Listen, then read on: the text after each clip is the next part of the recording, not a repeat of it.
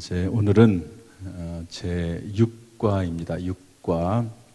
저를 따라서 할까요? 사랑으로 성장하는 우리. 이것은 성장론이라고 합니다. 성장론. 우리 1과부터 5과까지는 복음을 배웠죠. 복음. 그래서 2과, 3과, 4과, 5과를 이제 복음이다 그렇게 얘기하고 1과는 그 내용이 성경에서 나온 것이다 하는 것을 밝히기 위해서 1과를 성경에 대한 이야기를 했습니다. 그리고 2과에서 아버지 하나님의 사랑, 3과에서 죄인된 인간에 대해서 사랑받기 위해 태어난 사람, 그리고 4과에서 기독론, 외아들 예수님의 사랑, 그리고 5과에서 사랑을 받아들인 사람, 이렇게 해서 이제 복음에 대한 메시지를 전했고, 이제 5과까지 거치면 예수 그리스도를 영접하는 단계까지 오게 됩니다. 그러면 이제 그 다음 단계가 6과가 되는 거죠.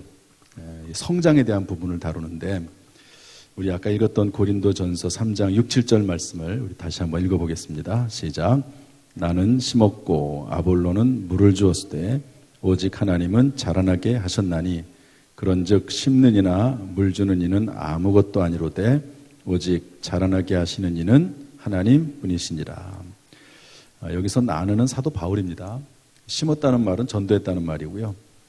아볼로는 양육자입니다.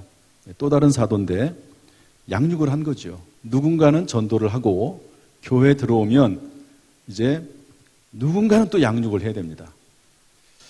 이렇게 심는 전도한 사람이 있고 양육하는 사람이 있지만, 그러나 자라나게 하시는 이는 하나님이시다는 거죠. 이 말이 맞습니다. 여러분, 씨를 뿌린다고 해서 또 농부가 그것을 잘 이렇게 돌본다고 해서 다 자라서 열매 맺는 것은 아니죠. 또 그렇지 못한 것들도 있습니다. 그래서 사도 바울이 심고 또 양육자가 양육도 하지만, 그러나 오직 자라나게 하시는 이는 하나님뿐이시다 하는 말씀을 오늘 우리에게 주고 있습니다. 다음 페이지로 넘어가서 입술로 맺는 열매 찬양을 했고요. 하나님과 나누는 사랑 이야기 기도했습니다. 우리 지난 시간에는 다 같이 한번 읽어보겠습니다. 시작. 지난 시간에는 어떻게 예수 그리스도를 나의 주님으로 영접하며 그로 인하여 얻는 풍성한 삶에 대하여 알아보았습니다. 우리는 하나님의 자녀가 되었고 하나님의 예비하신 풍성한 삶을 누릴 수 있게 되었습니다. 그런데 그것은 이제 영적 생명의 첫걸음을 내디딘 것과 같습니다. 한 생명이 태어나는 것은 참으로 귀중한 일이지만 한편으로는 이제 신생아로서 성장의 출발선에 선 것입니다. 이와 마찬가지로 지난 시간에 우리가 하나님의 자녀가 된 것은 영적인 신생아로서 신앙 성장의 출발선에 선 것과 같습니다. 이제는 하나님의 자녀다운 모습으로 성장해야 합니다. 우리 교회는 이 일에 최선을 다하여 다각적으로 성도님들을 섬기려고 합니다. 예수를 믿은 것은 영적으로 이제 태어난 것이죠.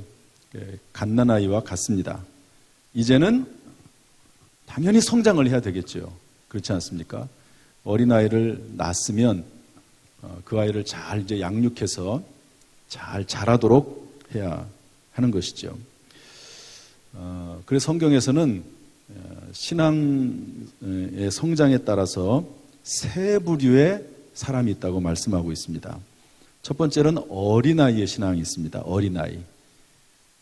그야말로 어린아이죠. 이런 신앙은 누가 돌봐줘야지만이 되는 신앙인입니다. 자기 하나도 간수할 수 없는 그런 신앙인도 있죠. 좀 빨리빨리 자랐으면 좋겠는데 그게 안 돼요, 잘. 그러면은 돌봐주고 또 누가 돌봐주고 심지어는 주일날도 잘 안 나오고, 그러면 이제 교육자들이 전화하고 구역장 인도자들이 또 연락하고 돌봐주고 계속해서 관리를 해줘야 되는 그런 어린아이 같은 신앙이 있습니다. 다음 단계로는 청년 같은 신앙이죠. 이 신앙은 자기 간수는 해요. 청년들이 자기 마음대로 막 돌아다니면서 이것저것 하잖아요. 그리고 무언가를 맡겨주면 어느 정도 사역도 감당을 합니다. 청년의 신앙이죠. 그 다음 단계는 아비의 신앙입니다. 아비의 신앙은 뭘까요? 그 가장 중요한 특징은 타인을 돌아본다는 겁니다. 다른 사람을. 그래서 로마서 15장 1절에 보면 믿음이 강한 우리는 마땅히 믿음이 약한 자의 약점을 담당하고 이렇게 돼 있거든요. 따라서 누가 믿음이 강한 사람입니까?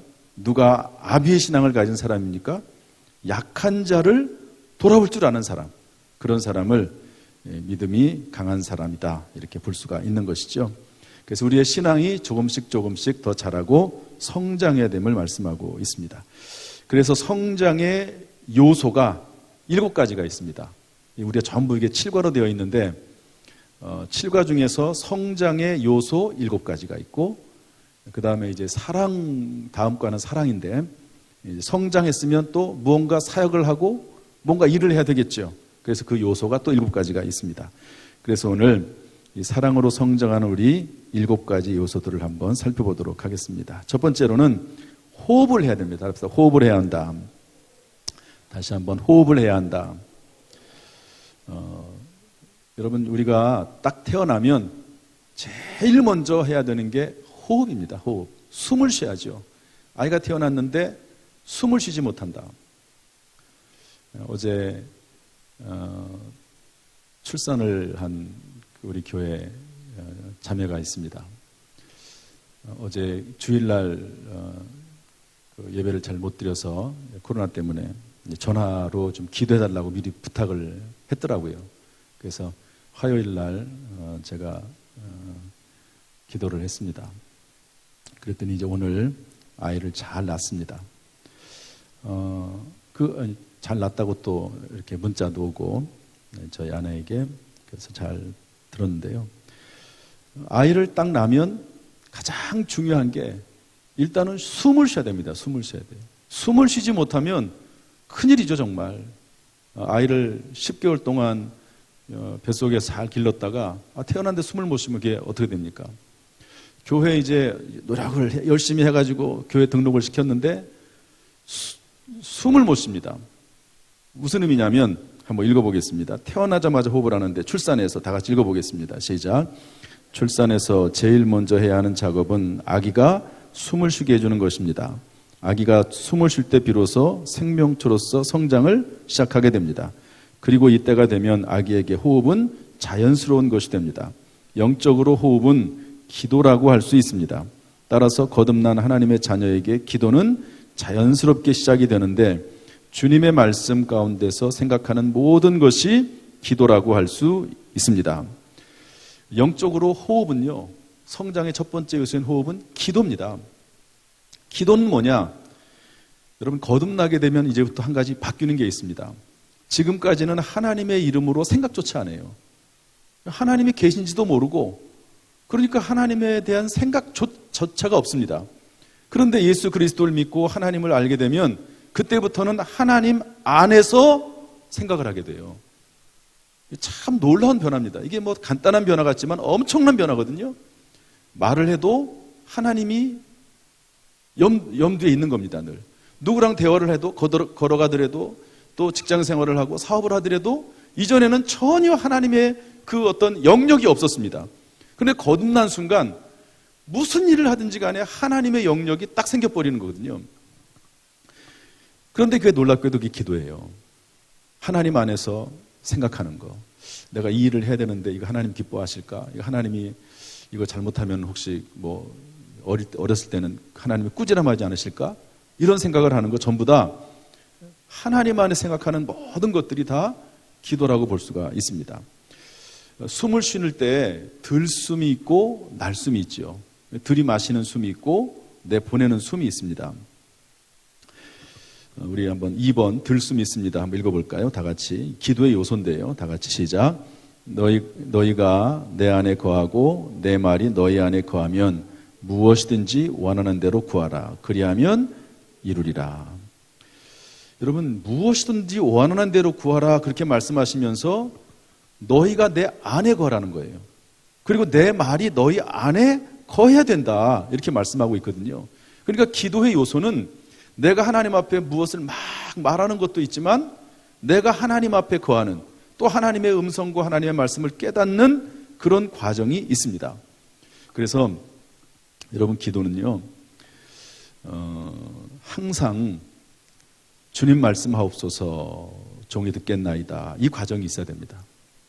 어떤 목사님이 성도들이 기도를 열심히 하는데, 어떤 성도님이 막 소리쳐 외치고 그러고만 이제 가니까 불러다가 이렇게 얘기했대잖아요. 이제 하나님 앞에 잔뜩 얘기했으니까, 요청을 했으니까 하나님께서 그 요청한 것에 대해서 뭐라고 말씀하시는지 좀 듣고 가야 되지 않겠냐, 그렇게 얘기했다는 그런 얘기가 있습니다. 듣는 거죠. 여러분, 사무엘이 하나님의 음성을 한 번도 들어본 적이 없습니다.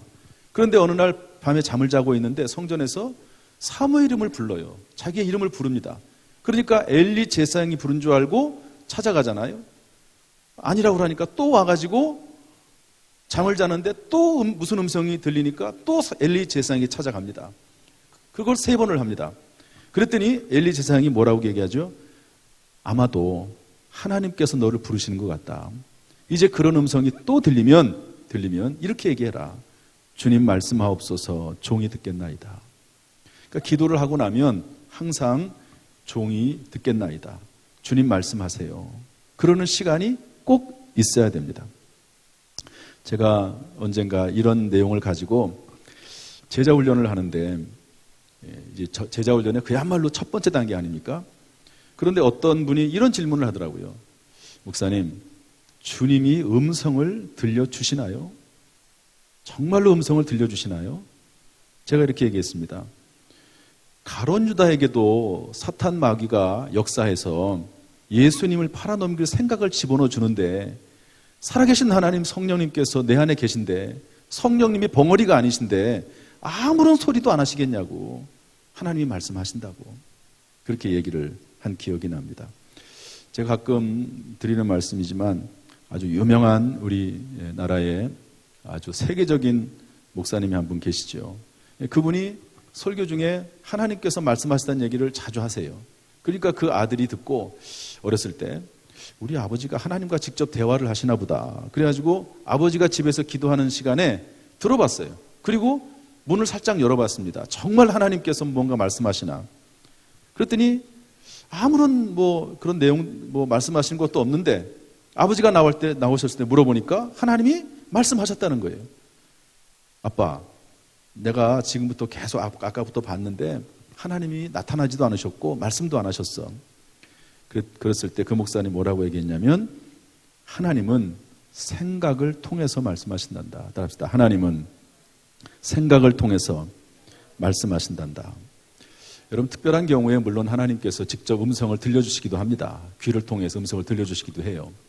그러나 거의 99%는요, 사람의 생각과 마음 속에 하나님께서 확증해 주십니다. 깨닫게 하시고요, 지혜를 주시고요, 그리고 그 음성을 들려주십니다. 그리고 그 음성을 자꾸 듣다 보면 그것이 하나님의 음성인지 마귀의 음성인지 내 생각인지 점점 구분을 하게 되게 되어 있습니다. 전화기 소리를 들을 때 평소에 통화를 했던 사람의 전화 소리는 금방 알아듣듯이 하나님의 음성도 깨달아 알 수 있게 되는 것이죠. 따라서 생각은 영적 싸움의 전쟁터입니다. 하나님의 생각과 마귀의 생각이 싸우는 영적 전쟁터이죠. 그러므로 여러분, 늘 우리가 기도할 때 말씀 안에서 하나님께서 뭐하라고 말씀하시는지 이 들숨, 하나님의 말씀을 깨닫는, 하나님 앞에 말씀하시옵소서라고 말하는 시간이 있어야 된다는 겁니다. 그리고 날숨이 있습니다. 날숨. 다 같이 읽어보겠습니다. 날숨 시작. 지금까지는 너희가 내 이름으로 아무것도 구하지 아니하였으나 구하라. 그리하면 너희가 받으리니 너희 기쁨이 충만하리라. 이건 그야말로 이제는 하나님 앞에 구하는 겁니다. 하나님 앞에 무언가 요청하는 거예요. 그리고 내 이름으로라고 되어 있는데 이것은 계약서의 도장과 같습니다. 여러분, 계약서에 아무리 사인을 해도, 거기다 아무리 이렇게 글을 써도 거기다 사인을 하거나 도장을 찍지 않으면 의미가 없습니다. 예수 그리스도의 이름으로 우리가 하나님 앞에 기도하는 그 모든 기도는 예수 그리스도의 십자가 보혈로 가능한 것이죠. 그래서 들숨과 날숨이 있다. 어쨌든요, 여러분, 태어난 사람은 기도하게 되어 있습니다. 아이가 태어나면 호흡을 하듯이 기도하면 그때부터 호흡을 하게 되어 있다. 기도하게 되어 있다 하는 것이죠. 아무튼 말씀 가운데 생각하십시오. 말씀 가운데 생각하고 또 아뢰기도 하고 듣기도 하고 주님 말씀하십시오. 듣겠습니다. 이런 과정들이 우리 가운데 있으면 그 아이는 일단 호흡이 시작이 된 거예요. 그러면 성장이 시작이 된 거라고 볼 수가 있습니다. 두 번째 성장의 요소는 몸을 깨끗이 씻어야 합니다. 1번, 이미 온몸을 깨끗이 씻었습니다. 우리 한번 읽어보죠. 시작.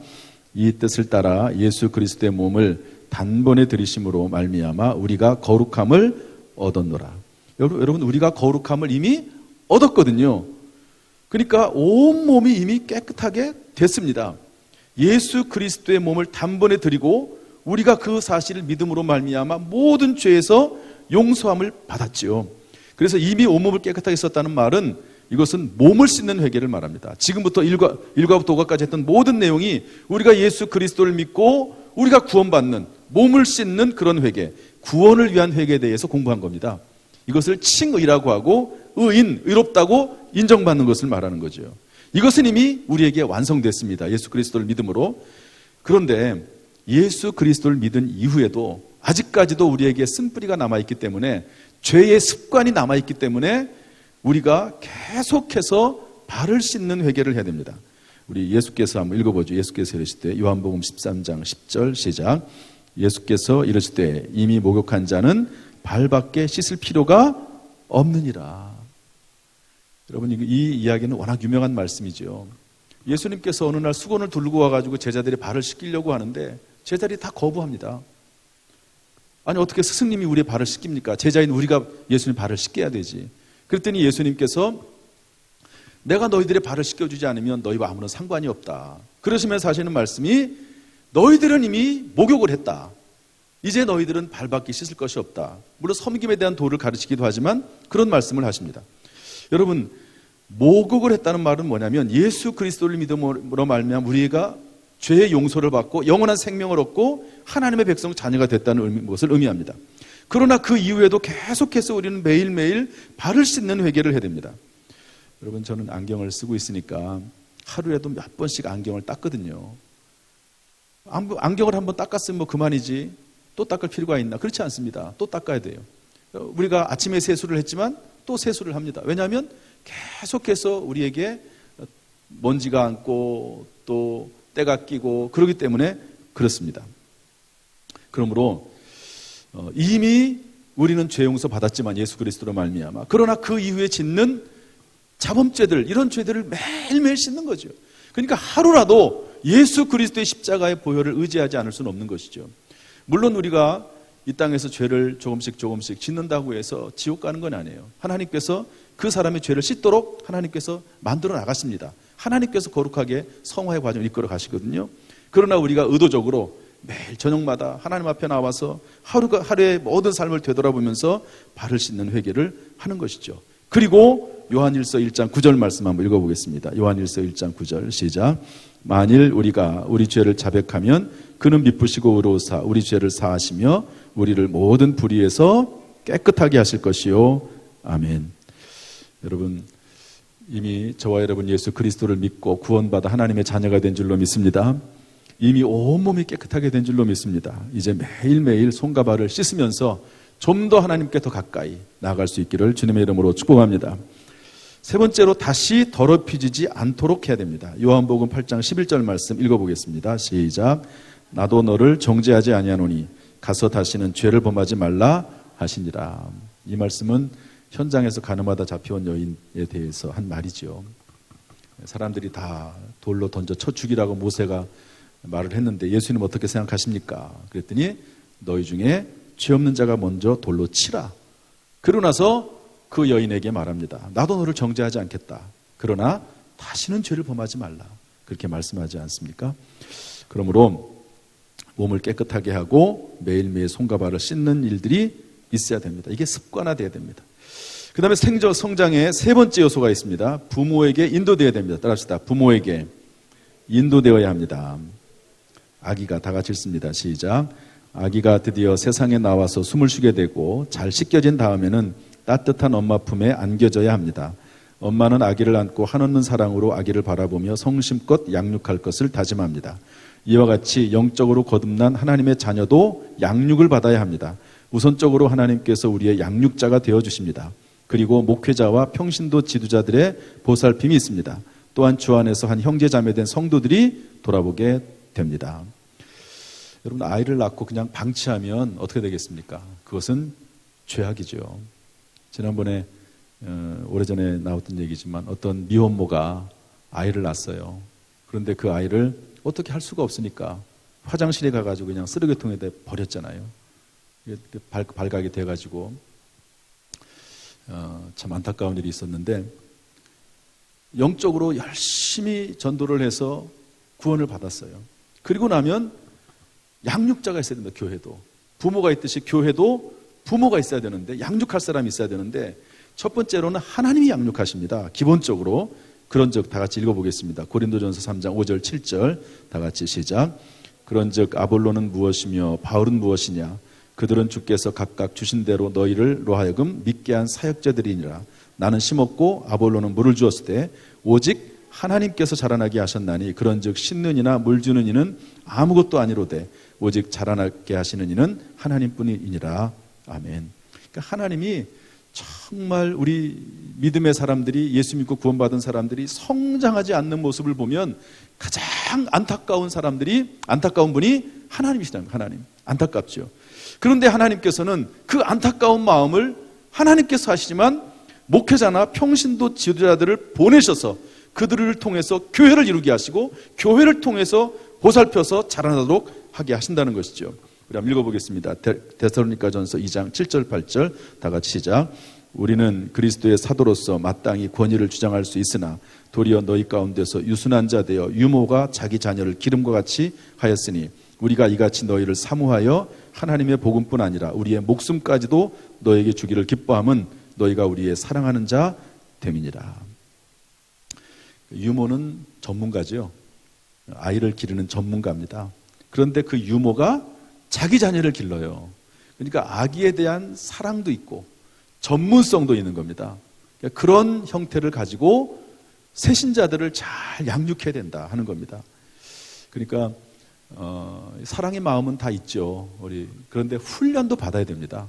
목회자들도 마찬가지고 평신도 지도자들도 마찬가지입니다. 여러분, 사도 바울도 이제 처음에 예수 믿고 나서 갈 길이 없었잖아요. 예수님을 바라보는 순간 눈에 비늘 같은 게 쓰여가지고 보지도 못하고, 그때 이 사도 바울을 이끌어가고 양육했던 사람들이 있었습니다. 첫 번째가 누구죠? 아나니아입니다. 아나니아라는 사람이 데려다가 안수에서 눈을 뜨게 하죠. 그러나 사람들이 믿지를 않아요. 예수 믿는 사람들을 잡아다가 죽였던 사람이기 때문에 믿지를 않자 바나바라는 사람이 또 데려다가 교회 소개를 시켜줍니다. 그래서 그 안에서 사도 바울이 활동할 수 있도록 해주는 걸 볼 수가 있습니다. 그런 역할을 누군가는 해야 된다는 거죠. 교회 장로님들이, 권사님들이, 안수집 사람들이 그 일을 하는 겁니다. 그리고 작은 교회의 목자라고 할 수 있는 구역장이나 인도자들이 그 역할을 감당하는데 이것이 얼마나 중요한 일인지 모릅니다. 사람들을 양육해서 잘 이끌어드리는, 양육해서 성장하도록 만드는 것이죠. 그런데 어떤 구역을 보면 새신자들이 교회 구역에 들어오는 것을 원치 않는 구역들도 있어요. 그러면 안 됩니다.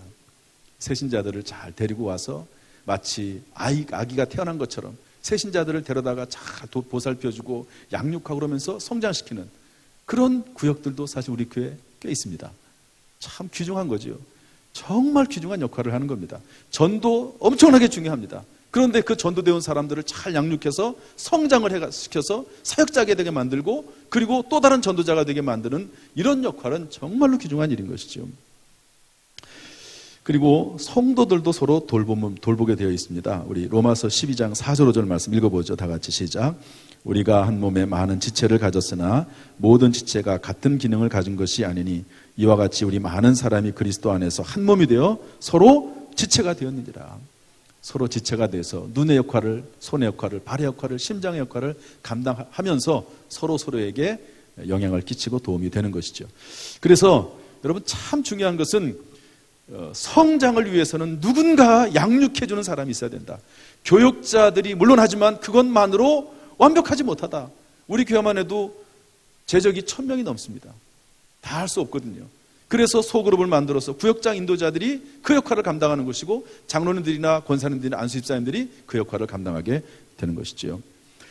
그 다음에 네 번째로 양육의 요소 네 번째로 음식물을 섭취해야 합니다. 우리 다 같이 읽어보겠습니다. 시작. 음식물을 제대로 섭취할 때 아기는 건강하게 자라게 됩니다. 이와 같이 영적인 음식물인 하나님의 말씀을 올바르게 섭취할 때 하나님의 자녀는 건강하게 성장할 수 있습니다. 우리 성경 구절도 읽어보죠. 마태복음 4장 4절 시작. 예수께서 대답하여 이르시되 기록되었을 때 사람이 떡으로만 살 것이 아니요 하나님의 입으로 나오는 모든 말씀으로 살 것이라 하였느니라 하시니 아멘. 지금까지는 세상적인 이론에 따라서 살았어요. 예수 믿기 전까지는. 그리고 지금까지는 음식 먹는 것으로 떡으로만 산다고 생각을 했습니다. 그런데 이제는 예수 믿고 나서 구원받고 나면 이제부터는 영적인 말씀, 영적인 양식인 하나님의 말씀, 성경 말씀을 섭취하면서 살아야 된다는 거죠. 어떻게 섭취합니까? 말씀을 듣고 읽고 쓰고 공부하고 묵상하고 암송하고 하는 이런 일들을 통해서 하나님의 말씀을 섭취하는 겁니다. 섭취하는 거예요. 여러분, 이 성경 말씀은요, 우리를 리프로그래밍 합니다. 프로그램이라는 거 아시죠? 어떤 행사라든 것들을 이렇게 잘 꾸며가지고 진행해 나가는 프로그램. 그런데 그 프로그램을 진행하다가 잘못됐어요. 그러면 프로그램을 다시 짭니다. 리프로그램입니다. 어떤 것들을 셋업해가지고 일을 진행해 나가요. 잘 이렇게 세워가지고. 그런데 그게 잘못됐어요. 그러면 리셋합니다. 다시 세팅을 다시 하는 거죠. 그렇듯이 지금까지 살아왔던 모든 인생의 과정이 지금까지는 그것이 옳다고 생각이 되고 그것이 내 마음속에 프로그래밍이 돼 있었는데 하나님 이제부터는 예수 믿게 되고 나서부터는 이제는 프로그램을 다시 하는 거예요. 그것을 유일하게 예수 그리스도 하나님의 말씀, 성경 말씀으로 프로그램을 다시 하는 거예요. 세팅을 다시 하는 겁니다. 얼마나 중요한지 몰라요. 그러면 내 속에 새 물이 들어오는 것이고 새 피가 수혈이 되는 겁니다. 생명과 풍성의 메시지가 입력이 되는 것이죠. 그러면 거기에 합당한 거룩하고 복된 것이 출력이 되는 것입니다. 불행이 행복으로 바뀌게 되고 저주가 축복으로 바뀌게 되고 근심, 걱정, 염려가 평안과 기쁨과 감사로 바뀌고 절망에서 소망으로 바뀌는 겁니다. 얼마나 많은 사람들이 그의 인생을 리셋하고 리프로그래밍해서 변화가 되는지 모릅니다. 그러므로 음식물을 섭취해야 된다. 말씀을 섭취해야 된다. 영적 양식을 섭취해야지만이 자라게 되어 있습니다. 결국 이것입니다. 결국 부모가 영적인 부모가 하는 것들도 교육자들이나 또 목자들이나 구역장이나 인도자들이나 또 평신도 지도자들이 하는 일은 말씀을 섭취하도록 하는 거죠. 본인들도 말씀을 섭취하고 말씀을 섭취하도록 하는 겁니다. 이렇게 말씀을 섭취하는 가운데 다섯 번째로 불순물을 제거해야 됩니다. 여러분, 아이가 맨날 먹기만 하고 싸지를 않아. 배설을 안 해. 그거 큰일입니다. 그렇죠? 하나님의 말씀을 먹기만 해. 듣기만 해. 그것도 문제입니다. 한번 읽어보겠습니다. 음식물이 다 같이 시작. 음식물이 체내에 들어가면 위와 장을 거쳐 소화가 되고 양분이 온몸에 공급됩니다. 그리고 남은 불순물은 몸 밖으로 배출되게 되어 있습니다. 이와 같이 하나님의 자녀들은 하나님의 말씀을 깨달으면 삶 속에 곧바로 적용해야 합니다. 이때 이전에 가지고 있던 잘못된 생각과 더러운 행실을 과감하게 버려야 합니다. 여러분, 하나님 말씀을 딱 들으면 하나님의 말씀과 지금까지 살았던 나의 삶이 충돌이 일어나게 되어 있습니다. 그게 정상입니다. 갈등이 일어나게 되어 있죠. 그 갈등이 일어난 이유는 뭐냐면 지금까지 내가 가지고 있었던 견고한 친, 쓴 뿌리, 옛사람 때문에 그렇습니다. 그래서 말씀을 통해서 그런 것들이 변화가 되어야 되는데요. 우리 시편 119편 9절 말씀 읽어보겠습니다. 시편 119편 9절 시작. 청년이 무엇으로 그의 행실을 깨끗하게 하리이까? 주의 말씀만 지킬 따름이니이다. 말씀을 지켜야 돼요. 참 쉽지는 않습니다. 그래서 제가 옛날에 이런 설교를 한번 한 적이 있어요. 신명기 30장 14절 말씀 가지고 설교를 했는데 제가 한번 성경 구절 읽어보겠습니다. 오직 그 말씀이 내게 매우 가까워서 내 입에 있으며 너의 입에 있으며 너의 마음에 있은즉 내가 이를 행할 수 있느니라. 하나님의 말씀을 지키는 것은 결코 어려운 것이 아니다. 멀리 있는 것이 아니다. 손에 잡을 수 없는 곳에 있는 것이 아니다. 그 말씀을 행하는 것은 그 말씀을 자꾸 가까이 하다 보면, 그 말씀을 내 입에 두고 내 삶에 주다 보면 그 말씀의 능력 자체가 힘이 되어서 행할 수 있도록 하게 하신다는 거죠. 여러분, 말씀은 살아있기 때문에 그 말씀 자체에 능력이 있습니다. 말씀을 가까이 하고 말씀을 따르다 보면, 그 말씀대로 살려고 하나님 앞에 기도하다 보면 그 말씀 자체가 내 속에 들어와서 그 말씀이 역사해서 말씀대로 살아가게 한다는 거죠. 여러분, 믿음은 들음에서 난다고 그랬잖아요. 들음은 하나님의 말씀에서 난다고 그랬습니다. 그래서 어쨌든 하나님의 말씀을 자꾸 듣도록 하는 거예요. 제가 하는 일이 뭐가 있습니까? 성도들로 하여금 하나님의 말씀을 듣도록 하는 것밖에 없는 거예요. 그게 제 사명입니다. 목사는 성경에 목사와 교사 이렇게 되어 있거든요. 목사이면서 교사라고 되어 있습니다. 하나님의 말씀을 전하는 역할을 하는 거거든요. 목회자의 역할은. 물론 이제 여러 가지 목양도 하지만 가장 주된 사업은 하나님의 사역은 말씀을 증거하는 겁니다. 전하는 겁니다. 어쨌든 말씀을 듣게 하는 사역을 하게 되는 거죠. 그리고 이 말씀을 또 다른 사람이 전할 수 있도록 훈련하는 역할을 하는 것이 목회자의 가장 중요한 사명입니다. 그러니까 말씀을 증거하고 또 하나는 말씀을 증거할 평신도 지도 사역자들을 만들어내는 것이 목회자의 가장 중요한 역할이거든요. 그렇게 해서 말씀을 자꾸 가까이 하고 듣다 보면 말씀이 내 속에 들어가게 되고, 말씀이 내 속에 들어가면 말씀이 역사해서 내 삶의 변화가 된다는 거예요. 그런데 말씀 듣기를 싫어하는 경향이 있잖아요. 그게 문제인 거예요. 말씀을 어떻게든지 목회자는 말씀을 듣게 하려고 애를 쓰는데 어떤 사람들은 어떻게든지 말씀을 안 들으려고. 여러분, 그것이 성령의 마음이겠습니까? 말씀을 안 듣게 하고 말씀을 요리조리 피하게 다니게 하는 그것이 성령의 생각이겠습니까? 하나님의 생각이겠습니까? 그래서 아무튼 말씀의 자리에 와서 듣다 보면 그 말씀 자체가 역사하게 되는 것이죠. 여러분, 말씀의 자리에 있을 수 있기를 주님의 이름으로 축복합니다.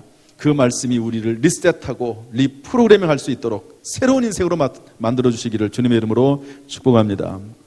6번째 요소가 있습니다. 성장의 6번째 요소, 적절한 운동을 해야 됩니다. 그렇죠? 여러분, 아이들도 자랄 때 어른들도 마찬가지죠. 운동이 있어야지. 운동하지 않으면 몸이 허약해지잖아요. 자, 읽어보겠습니다. 음식물을 시작. 음식물을 섭취하고 운동하지 않으면 비만을 초래합니다. 비만은 모든 성인병의 주요한 원인이 됩니다. 따라서 적절한 운동을 통해 건강한 성장을 하도록 해야 합니다. 운동은 영적인 면에서 하나님의 말씀에 대한 순종과 실천입니다. 말씀에 순종할 때 하나님의 자녀는 건강하고 바른 성장을 하게 됩니다. 신명기 28장 1절 6절 읽겠습니다. 시작. 내가 내 하나님 여호와의 말씀을 삼가 듣고 내가 오늘 내게 명령하는 그의 모든 명령을 지켜 행하면 내 하나님 여호와께서 너를 세계 모든 민족 위에 뛰어나게 하실 것이라. 내가 들어와도 복을 받고 나가도 복을 받을 것이니라. 아멘. 자, 봅시다. 그래서 이 4번과 5번과 6번은 연결되어 있습니다. 그만큼 중요하다는 것이죠. 말씀을 듣고 읽고 쓰고 공부하고 묵상하고 암송합니다. 그러는 가운데 배설물과 같은 것들, 나의 쓴뿌리들을 버려야 됩니다. 버려야 됩니다. 그리고 적절한 운동을 해야 됩니다. 운동을. 그러면서 우리의 신앙이 성장하게 되는 것이죠. 그런데 중요한 말씀 중에 하나가 뭐냐면 창세기 4장 7절 말씀입니다. 본문과 연결지어서 이런 말씀이 있거든. 제가 한번 읽어보겠습니다. 그러니까 가인과 아벨이 형제잖아요. 그런데 가인이 아벨을 죽입니다. 들에 데리고 나가서. 그때 하나님께서 가인을 찾으세요. 그러면서 가인을 꾸지람하시죠. 그러면서 뭐라고 말씀하시냐면 선을 행하지 아니하면 죄가 문에 엎드려 있느니라 이렇게 말합니다. 그러니까 죄를 이기는 방법은 죄를 끊으려고 막 노력하는 거, 그것도 있지만 선을 행하면 됩니다. 관심을 자꾸 선한 대로 돌리면 돼요. 악한 것들 참 끊기 어렵습니다. 거기에 집중하면 집중할수록 더 악에 빠져들기 쉬워요. 그런데 일단 그것은 하나님 앞에 맡기고 말씀 가운데 맡기고 선을 행하려고 시간이나 관심을 자꾸 선을 향하는 쪽으로 돌리다 보면 죄를 끊어지게 된다는 거죠. 죄가 멀어지게 된다 하는 그런 말씀입니다. 이런 것들이 모두 적절한 운동입니다. 여러분, 전도도 마찬가지죠. 여러분, 전도가 귀찮고 힘들죠. 참 고통스러울 때도 있습니다. 그러나 해야 됩니다. 운동 중에 아주 중요한 운동이거든요. 영적인 운동이거든요. 그거를 해야지만이 됩니다. 여러분, 우리 모든 그리스도인들은 이 전도에 대한 부담감이 있습니다. 전도와 선교에 대한 엄청난 부담감이 있거든요. 여러분, 운동에 대한 부담감이 다 있잖아요. 운동을 해야 된다. 다 부담감이 있어요. 마찬가지로 전도에 대한 부담감이 있습니다. 해야 돼요. 억지로라도 해야 됩니다. 그런 시간에 자리를 내어서.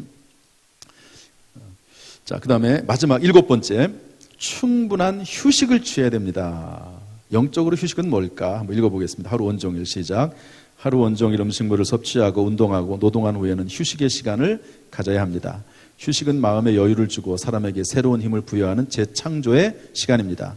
휴식 없이 활동만 한다면 곧 지쳐 쓰러지고 건강을 상실하게 될 것입니다. 성장도 장애를 받게 됩니다.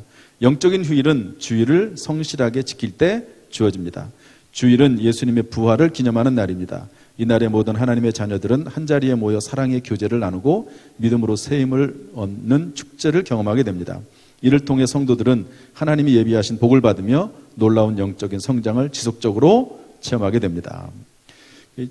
영적인 휴식은 주일입니다. 그래서 주일은 어떤 날입니까? 예수님이 부활하신 날이죠.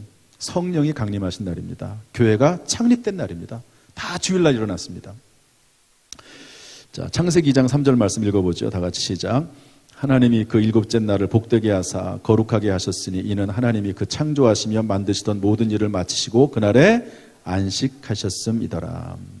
히브리서 10장 24절 25절 시작. 서로 돌아보아 사랑과 선행을 격려하며 모이기를 피하는 어떤 사람들의 습관과 같이 하지 말고 오직 권하여 그날이 가까움을 볼수록 더욱 그리하자. 아멘. 주일 성수는 참 중요한 요소입니다. 주일날 오면은 다 있잖아요. 주일은 영적인 종합 비타민과 같습니다. 주일날에 오면 예배도 있죠. 찬송도 있죠. 기도도 있죠. 말씀도 있죠. 성도 간의 교제도 있죠. 여러분, 주일날 안에 다 거의 모든 요소들이 다 있습니다. 그러니까 주일 성수는 중요하며 또 중요한 영적 성장의 요소입니다. 우리는 여기 성경에 보면은 안식일이 나오는데요. 우리는 주일을 지키거든요. 물론 이제 주일은 성령 강림, 교회 창립, 또 예수님의 부활을 기념하는 날이기 때문에 주일을 지키기도 하지만, 그러나 성경에 보면은 10계명에도 안식일을 지키라고 되어 있거든요. 안식일은 토요일입니다. 그럼 토요일을 지켜야 되느냐, 주일을 지켜야 되느냐 이렇게 되어 있는데요. 여기에 대해서 자꾸 다른 어떤 이단들이 토요일, 성경이 안식일을 지키는 거 토요일이기 때문에 토요일을 지켜야 된다고 계속 얘기를 해요. 그러면서 사람들을 미혹합니다. 그러나 잘 들으세요. 성경은, 구약 성경은 신약 성경에 와서 폐지된 것도 있고 수정된 것도 있고 보완된 것도 있습니다.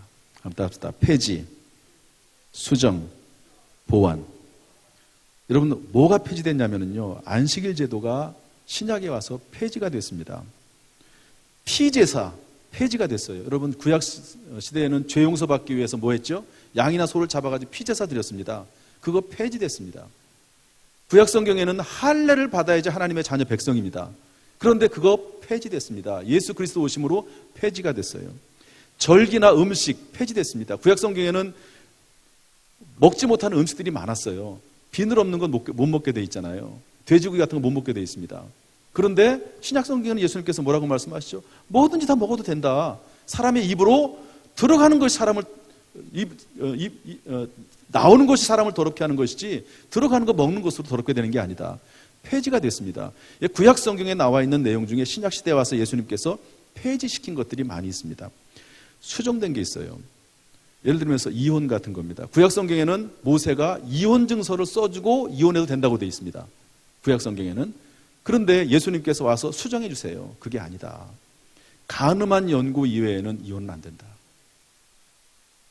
예수님 수정해 주셨어요. 보완된 것도 있습니다.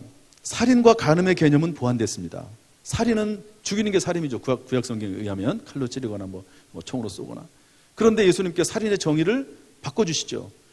다른 사람을 미워하면 살인이라고 되어 있습니다. 그리고 간음의 내용도 예수님 보완시켜 주십니다. 신약 성경에 와서. 간음은 실제로 간음하는 것도 간음이지만 음란한 마음을 품으면 간음이라고 예수님께서 바꿔주십니다. 품는다는 말은 뭐냐면 가슴에 새기는 것을 말하거든요. 새가 머리 위로 지나가는 것은 막을 수 없지만 새가 내 머리 위에 등지를 트는 것은 막을 수 있다. 음란한 생각이 내 머릿속에 지나가는 것은 어쩔 수 없지만 그것을 내 머릿속에 품고 그것을 간직하는 것은 그것은 내가 하는 거기 때문에 그것은 범죄다. 그것은 간음이다.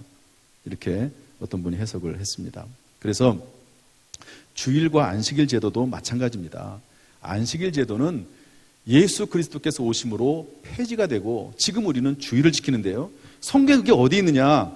여러분 구약 성경에서 그런 말씀이 있습니다. 구약 성경에서부터 호세아서 2장 11절 말씀 보면 내가 그의 모든 희락과 절기와 월삭과 안식일과 모든 명절을 폐하겠고 호세아서에 이미 나옵니다. 그리고 갈라디아서 4장 9절부터 11절에 보면 날과 달과 해와 절기를 지키는 것은 천박한 초등학문으로 돌아가는 것이다. 이렇게 되어 있습니다. 마태복음 12장 8절과 누가복음 6장 5절에 보면 예수님께서 안식일의 주인이 되신다고 말씀하시면서 안식일은 장래일의 그림자라는 겁니다. 골로새서 2장 16절 17절 말씀 보면 그러므로 먹고 마시는 것과 절기나 초하루나 안식일을 이유로 누구든지 너희를 비판하지 못하게 하라. 이런 것들은 장래일의 그림자이나 몸은 그리스도의 것이니라. 구약 성경에 나와 있는 안식일, 절기 이런 모든 것들은 그림자에 불과하다는 겁니다. 예수 그리스도께서 오실 때까지만 유효했던 것들이지 폐지가 됐다. 그런 말씀을 의미하고 있습니다. 따라서 주일만 사실은 주일이 아니고요. 월요일부터 그리스도 예수 안에서 월요일부터 주일까지 다 모두 안식일이면서 주일입니다. 단지 주일은 부활하신 것, 성령 강림한 것, 교회 창립을 기념하는 기념일로 성도들이 다 모여서 축제하고 말씀드리고 찬송하고 교제하는 그런 시간으로 교회가 약속한 것입니다. 언제부터? 초대교 때부터 약속을 했습니다. 그래서 사도행전 20장 7절에 보면 그 주간의 첫날에 모였다고 되어 있습니다. 사도행전에서부터 이미 그 주간의 첫날, 그러니까 토요일을 지나고 주일날 그날부터 이미 모이기를 시작을 했습니다.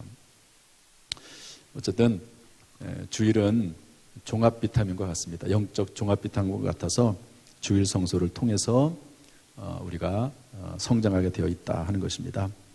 우리 성장론에 대해서 지금까지 쭉 같이 나눠봤는데 이제 나눠봅시다. 우리 지적 복습을 한번 해보겠습니다. 지식의 복습. 첫 번째, 영적 신생아가 성장하기 위해서 필요한 것은 무엇입니까? 뭐죠? 7가지인데 따라합시다. 기도.